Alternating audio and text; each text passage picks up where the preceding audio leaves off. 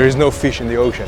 Basically, they're saying they go out to the Mediterranean, they go out to fish, coming out with empty nets. It's sad also for the fishermen. I look at the fishermen themselves, also people that cannot make the living already. But then the question is, why is it happening?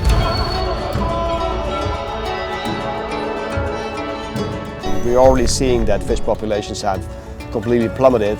What we're seeing now with destructive, illegal, and overfishing is one of the greatest threats to the continuation of our civilization.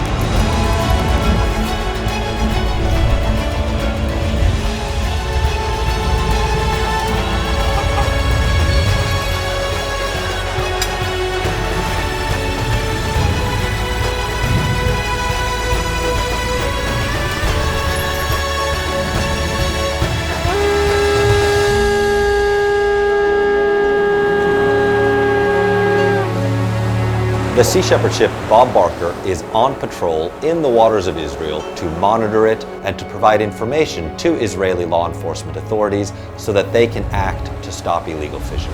It's out of sight, out of mind what happens out in the ocean. I feel that it needs protectors and needs defenders.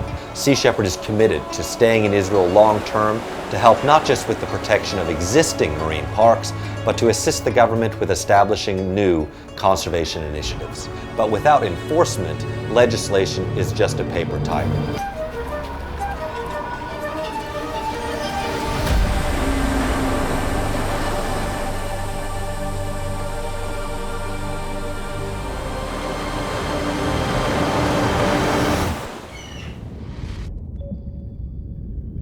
Two targets going inside a marine protected area.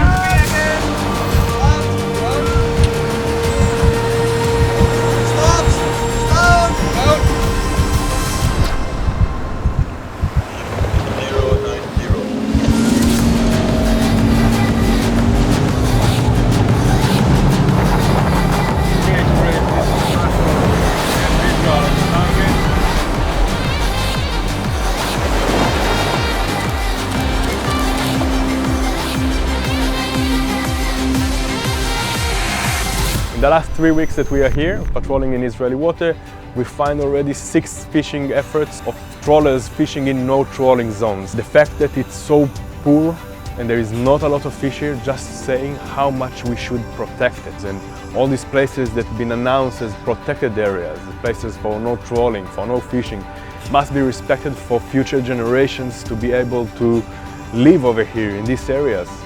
We cannot fish until the last fish.